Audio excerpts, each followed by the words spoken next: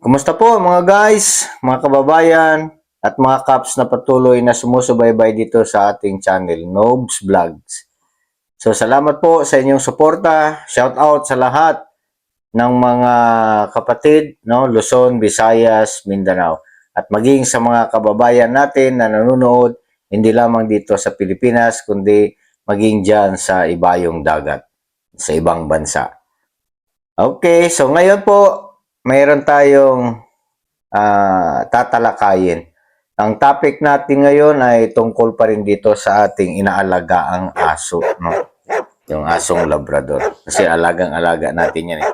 Lagi natin siyang sinusubaybayan. Merong nag-send sa akin ng link na sabi niya, Idol, pakipanood mo ito, Idol. Baka meron kang pwedeng mai-comment, no? Meron kang magiging reaction, sabi niya. So, kinlik ko yung link na yon. Doon meron akong natuklasan na ganun pala po ang style ni Labrador. Sa ngayon po dito, sa ihahayag kong style ni Labrador na ito, no, natuklasan natin, nabisto ko siya, no. Kumbaga nahuli ko yung kanyang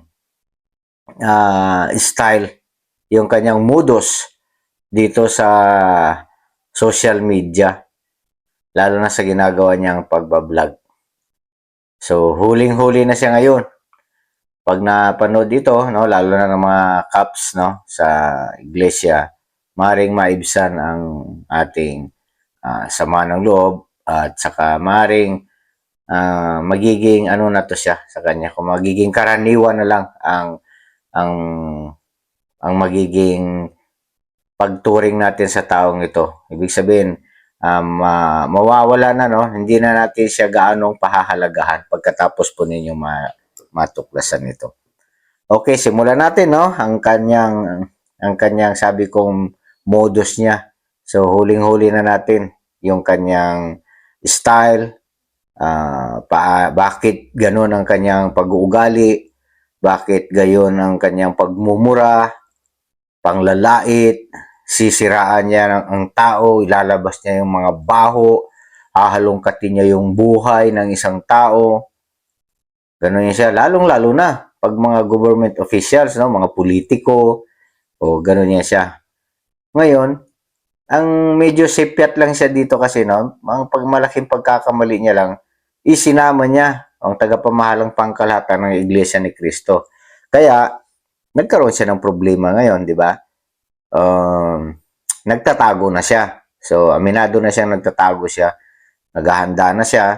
Ano man ang mangyari sa kanya. Kumbaga, yung nagbibilin-bilin na siya ba na kung mamamatay siya, at least, meron siyang ginawa, meron siyang pinaglalaban, di ba? O, ganun yung pumasok sa isip niya. Ngayon, ganyan na yung kalagayan niya ngayon.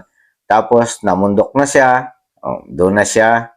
Sumama sa mga kamag-anakan niya na ayon naman dito sa isang comment dito sa atin na ultimo mga kamag-anak niya pala ay parang itinakwil na siya. Parang ayaw nilang makasama yan siya dahil nga sa merong ugaling hindi magandang tao na ito.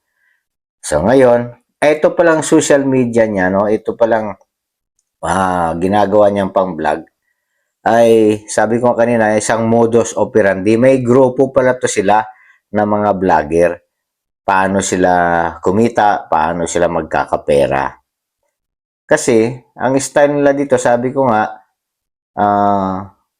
sisiraan talaga nila yung isang tao, isang organisasyon, lalo na mga politiko, mga negosyante, at kung nag-react, no, pagkatapos na siraan siya, at mag-react yung kanilang sinisiraan, ay doon na magsisimula, no, yung kanyang mabulatik na pananalita. Ganyan, halimbawa, ganyan, may magbabanta na sa kanya, may tawag diyan, yung may maiinis na sa kanya, pinapahanting na siya. So yun ang gustong-gusto pala nito, ng tao na ito. Unang-una, nakuha niya na yung kiliti, no? Yung kiliti ng kanyang tinitira. Ngayon, hindi niya titigilan yan. ilalabas pa yung baho, ilalabas pa yung kung ano-ano ganyan. Pagkatapos, na parang galit na yung kanyang tinitira, ay mag-ano na yan siya, magpapakita na yan siya, no? Magpapahiwatig na yan siya na dapat makipag-ayos ka, makipag-usap ka sa akin. Katulad ditong ginawa niya dito sa Iglesia ni Cristo. Meron siyang nabanggit no sa isang vlog niya na sabi niya, alam mo, yung mga Iglesia ni Cristo, takot na yun sa akin kasi bubulgar ko, no? Yung mga katotohanan itong binubulgar ko ng mga baho nila, mga sekreto nila. Pero pag nakipag-usap to sila sa akin, magkikipag-usap ako sa kanila. Ganun niya. Ganon ang kanya pasakalye, no? Para bang gustong sabihin kung gusto ng isang tao na sinisira niya, makipag-ariglo sa kanya. Yan. Ganon ang modus niya. Ngayon, ang gagawin niyan, so, magbibigay yan siya ng contact number o di kaya siya ang tatawag diyan sa kanyang tinitira kung sino man yan.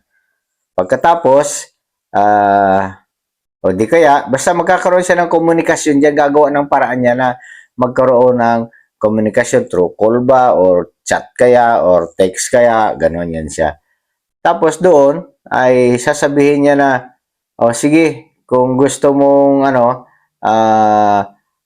bumango ka, no? Babalik ta rin natin yung sitwasyon. Pero ganito, may hihingiin ka agad siya sa inyo. Ganun yan siya. Pagkatapos niya kayong sirain sa publiko, no, social media, siyempre inis na kayo ngayon. Wala man kayong magawa kasi tago man siya ng tago. Tira lang siya ng tira sa social media o kahit ipahuli mo yan sa alagad ng batas, ayan, mahirapang hulihin, no? Sige, tira pa rin ng tira.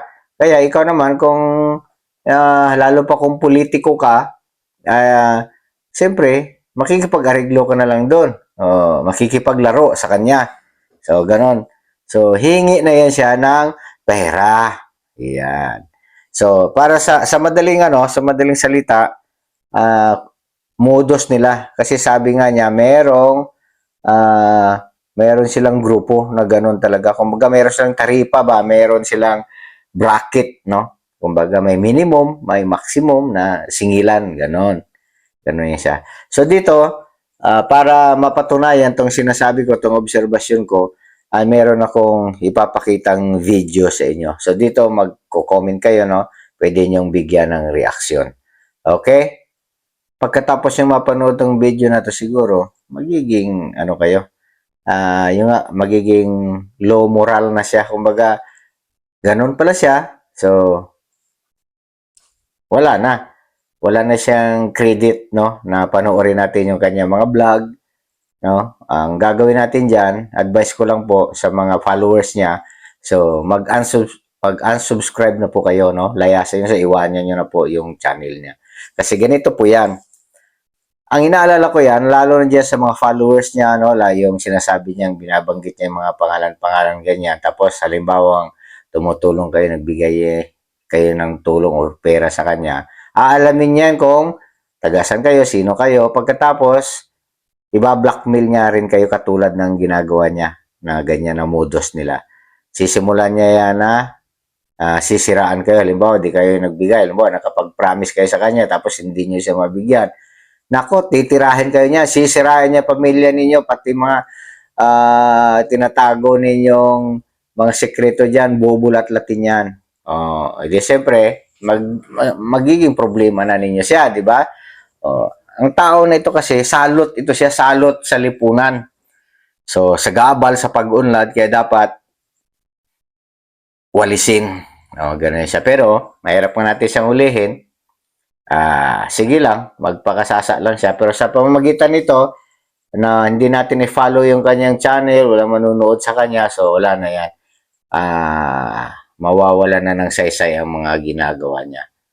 Kaya ako, sinusubaybayan ko yan siya, lahat ng ina-upload niyang channel, kanyang content, kukunin ko kaagad yan. Tapos doon ko na lang upload sa channel ko, dito na lang sa channel ko. tapos magbo-broadcast na lang ako na meron dito, latest si Labrador. Kung gusto niyo manood, dito na lang, wag na doon. Para sa pamamagitan nun, mapigilan natin no, yung kanyang mga viewers niya. So, mahihina na yung channel niya.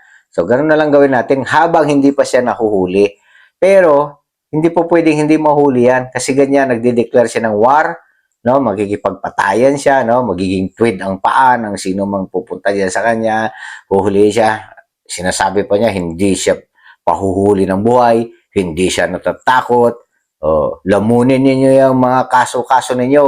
Oh, oh, kayo lang magpakulong, pero si Labrador never talaga. Oh, ganun katapang yan siya. Kasi nga wala pa. Pero pag nandiyan na yan siya, tingnan mo, babaliktad yan, iyak-iyak yan. Uh, ano yan siya, kung ano-anong sasabihin niya. Ganon yung style ng mga sindikato, no? Sindikato ba?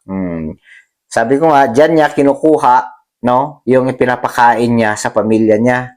So, walang delikadesa, no? Kung may mga anak siguro yan, ewan ko lang, pag lumaki yung mga anak nila at malalaman na tatay pala nila yan siya, si Labrador. Tsaka, dinay niya na may kaso siya, no? So, ito, ipa-plus ko yung kaso niya. May warrant of arrest pala ito. So, 2017 pa. So, ang tagal niya na nagtago. 17, 18, 19, 20, 21, 24, 25. 8 years na. No? 8 years na. Siguro, kala niya, nakalimutan na. So, parang namamayagpag na siya. Sabi niya, wala na yung kaso ko. Tabunan na, matagal na yan. Hindi niya alam, yung kaso niya, nandyan talaga yan, naka-STD. Yung warrant niya, nandyan pa yan. Siya kasi nakalagay doon sa warrant, ang warrant na yun is epektibo hanggang sa mahuli ang tao na ito, no? Or i-resell, no? Resell ng hukom, ng justice. Ganun yan siya, di ba? So, ngayon, hanggat hindi siya nahuli, so epektibo po yung kanyang warrant of arrest sa kanya. So, sino man makaturo sa tao na ito, huhulihin to siya. Nadagdagan ngayon yan kasi may mga bagong file na kaso sa kanya. So, sabi ko nga, lahat ng mga kapatid sa iglesia na nag-file, so sa iba't ibang lugar po yan, no? Or mga district. So, napakarami niyan. So, hindi niya matinan yan, lahat na yan, sigurado. Di, hulihin pa rin siya. Ngayon, kung sa kabila ng summon sa kanya at hindi niya sagutin tapos ganyan ang sinasabi niya sa social media, so mauwi yan siya sa shoot to kill, no? Pag halimbawang sobra-sobra na, no? Kasi makikita na yan yung magiging salot na talaga siya, no? Salot na siya sa lipunan, salot na siya, naninira, no? Libel, no? Cybercrime, gano'n na yan siya, marami na yan, mga libel, defamation, mga, kung ano na yan siya, mga magiging problema niya yan. So, yan, kailangan harapin niya dahil kung hindi niya harapin, talagang aristuin siya. Ngayon, kung lalaban siya, edi eagle, gano'n yan siya. Alam niya yan. Kaya lang, matigas siya di ba? So, ngayon, tuloy na natin, no? Yung topic natin kanina, yung tungkol sa modus operandi nila, no? Modus ng mga grupo niya. So, pag nahuli siya, sigurado, kakanta niya yung mga grupo niya kung sino yung mga vlogger, no? Grupo yan ng mga vlogger. So, meron mga vlogger talaga ng mga fake news, meron namang mga vlogger na okay naman, tama naman yung kanilang mga sinasabi. Okay, so ito, una-una, ito yung pakita ko sa inyo, yung kanyang warrant, no? Yan. Ayan, siya yan, si, Richard Vallejos Palacios, o Richard Palacio Vallejo. Okay. Ayan yan siya. So, sa Silay yan siya, no? Negros Oriental. So, may warrant of arrest siya. Ito. Kaya wanted ang tao na ito. So, yan. Dinideny niya yan. Wala daw. Hindi niya daw alam yan. Hindi daw siya yan. Hindi daw siya Pero tingnan mo yung mga logo na ginagamit niya sa mga vlog niya. Isa lang din sa mga logo na ginagamit niya dyan. Sa mga t-shirt niya, yung mga pangalan na background niya. Ganun yan siya. So, nag-alias na lang yan siya ng yan, Epipanyo Labrador, screen name niya, no? Para makapagtago siya. So, mali niya kasi dyan, pinakialaman niya ang Iglesia ni Cristo, kaya gumulo buhay niya. Ngayon, nahalungkat ngayon na may kaso pala siya. O, yan na. Yan na yung sinasabi. No? Okay. So, ngayon, ito naman yung ginawa niyang pangbubudol doon sa naging kliyente niya. Kasi kliyente niya ang tinatawag yung mga tinitira niya ba? Yung minumura niya dyan, gagawa niya ng issue, pahalongkatin niya kung ano yung mga buhay mo. Pagkatapos sisiraan ka niyang sisiraan dyan, mumurahin ka na hindi makain ng aso yung pangmura. No, 'di ba? Okay lang sa kanya kasi aso siya eh. So kaya niyang lunukin niyang mga ganyan.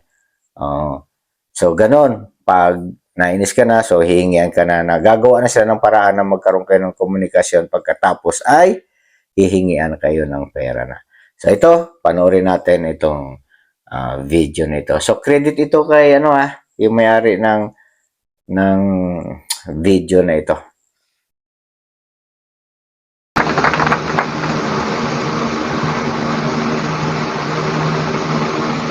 Kasi magpa-vlog ako ng bago, ang aanuin ko kasi, babalik na rin ko. Talang ha. Nakapagpadala kayo. Ulit. Ngayon kasi magpa-vlog ako ng bago, ang aanuin ko kasi, babalik na rin ko. Kung mabawa, nakapagpadala kayo, isip ako mismo magsasabi na may adisyo. Tuloy natin ha. Yung request kasi niya na burahin, kaya kong gawin, kaya lang. Pero kasi kami itong programa na to, hindi ko akin. Programa to ng buong civilian anti-crime ko. Oo, na may part kami dito. Oo. Ngayon, kung talagang kung gusto mong hindi mailabas itong issue tungkol sa'yo, ang iba kasi dito, hindi naman sa ito malinaw na sa usapan natin. Kasi, ito nga ay may, meron kami tinatawag na rules. May rules kami dito. Pag gusto mong hindi lumabas yung mo, ito, lang to, usapang lang to. Kasi wala akong magagawa. May rules kasi kami sa pag-delete ng video. Aming rules. Ang rules namin dito, kapatid, para malinaw sa'yo, ang rules namin dito, pagka may request na paburahin yan, kasi nga ito ay programa, kaya namin gawin yan. Kaya namin gawin. Yun nga lang, sa kunting, alam mo na, di ba? Hihingi kayo ng pabor sa amin. Nandiyan ba si kapatid? Yes, tama ka brother, tama ka. Ganito kasi, Gusto ko balik na rin to kasi pagka nakita ng mga grupo na, sumuporta pala sa grupo natin at tuloy pala si Mayor na gano'n, may lakas loob na ako magsabi na huwag nang ituloy yung issue tungkol sa inyo. Kasi nga yun nga, wala ko ibang choice kundi papanguhin yung pangalan niya sa grupo. walang problema yan. Mga estimate mo, mga magkano siguro yung camera na kailangan dyan sa grupo? 25 lang. 25 lang. Sige, maghanap tayo ng paraan. Try ko kausapin ulit si Mayor dyan kung anong mas maganda na may tulong namin sa inyo. Pero kung halimbawa, kung medyo, kasi sa ngayon, alam mo naman, papunta tayo election, medyo mawala na yung budget. Pero hayaan nyo, hahanap kami ng paraan, may election o sa wala, basta makatulong kami sa grupo nyo. Ayun nga, kaya nga gusto kong sana, ngayon kasi magpa-vlog ako ng bago, ang aanuin ko kasi, babalik na rin ko. Kung mabawa, nakapagpadala kayo, isip ako mismo magsasabi na may adisyo. Ang mayor na yan, hindi yan kurap, kundi tumutulong sa mga tao na anti-kurap. Yes, brother. Kakausapin ko si Mayor kasi naputol yung pinag-usapan nyo. May dumating na mga taong galing bundok, naghingi ng tulong sa kanya. Nandito kayo, may kausap siya. So, Picturean mo. Yes. Picturean mo yung binibigyan ni Mayor ng tulong, tapos pasa mo sa akin kasi yan ang gagamitin ko para pagbaliktad ko sa sasabihin ko. Para at least alam ng lahat. Kasi mahirap yan eh. Yes, brother. Tama. Picturean mo, tapos bigay mo sa akin yung mga picture ni Mayor para ko. Yes, brother. Kausapin ko muna to, brother. Hintayin muna namin. Matapos to, pipicturean ko pa.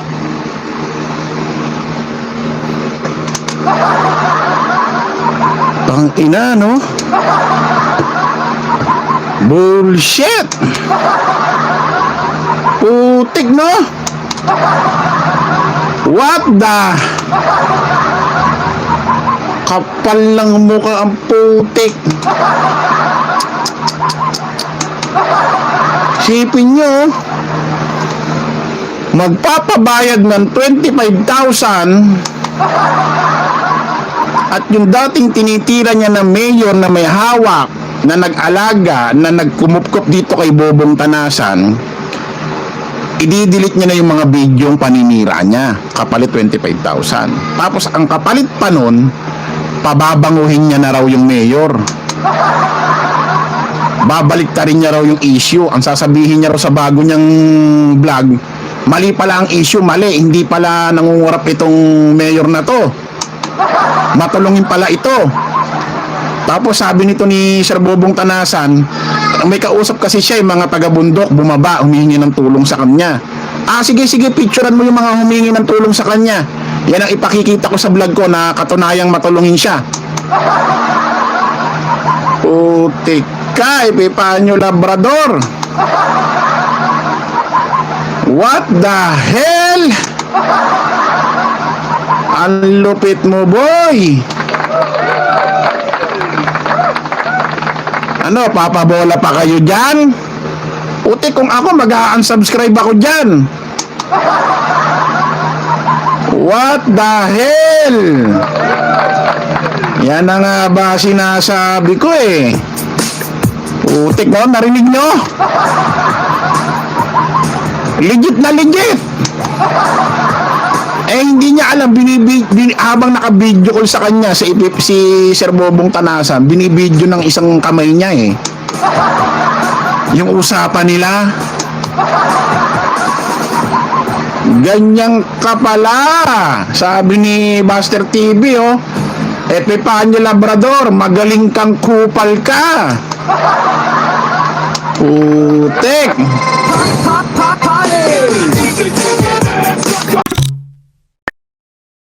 So, ayan mga guys, mga kaps, mga kababayan, narinig po natin, no?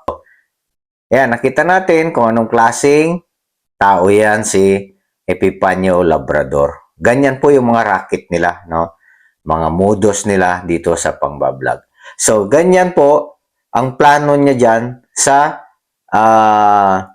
Iglesia ni Cristo. Yan, sa pamunuan ng Iglesia ni Cristo. Grabe ang tera niya. Kaya sabi ko nga doon sa isang vlog niya, nagpahiwatig siya. Na sabi niya, maliban na sila yung makipag-usap sa akin, sige, magipag-usap tayo sa kanila. Pero yung maayos na usapan. Yan, kung i-review niya yung mga na-upload kong video niya, so nasabi niya yung ganun. Ibig sabihin, nagpapahiwatig siya. Ganyan din ang gagawin niya. Diba? So hindi lang yan sa Iglesia ni Cristo. Sa susunod, ang mga iba pa niyang titirahin niyan, iba pang gagawin niya ng ganyan, doon sa mga tinitira pa niya.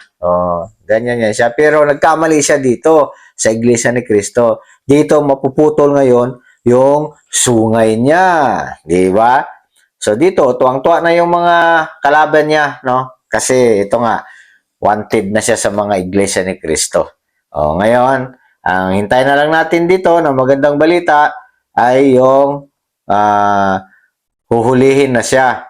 Yung matukoy yung lugar niya at pagkatapos aarestuhin na siya. At ngayon, kung lalaban siya, makikibalita na lang tayo kung ano magiging resulta, no? Kasi sabi nga niya, may mga dilamita daw siya na ginawa no?